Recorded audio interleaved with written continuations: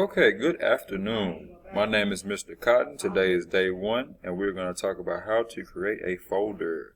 So on your computer screen, make sure you are on the home page. I'm going to show you real quick how to make a folder. Alright, so real quick with your mouse or your laptop, you're going to right click. When I say right click, I mean look at your mouse, and you're going to hit the right panel button. And next to it, you'll see this thing that says new, right? You'll hit new, and it says folder. So say we want to call this English or ELAR 7, right? You hit enter, and now you have your folder right here, okay? So anything that you have for my class or other classes in general, you can save the documents and save them right here into your ELAR 7 folder, okay? Because you want to make sure that you're organized in this new online platform of education.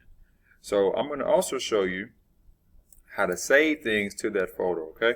So let's say we go to our class page, okay? So right now I'm in my 6 and 7 period, and I'm going to scroll down to one of our activities, okay?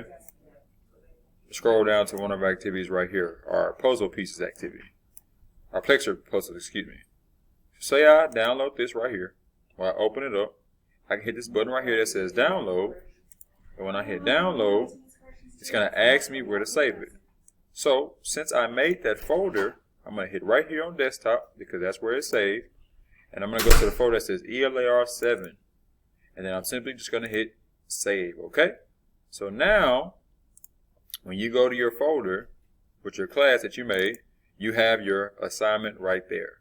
So this way you can organize your assignments better, and you can have things in certain folders that pertain to that class. Because on the online platform, we can have a lot of downloads and information coming at us, and sometimes it can get a little cluttery. Okay? This is our first lesson. Check back with you soon. Peace.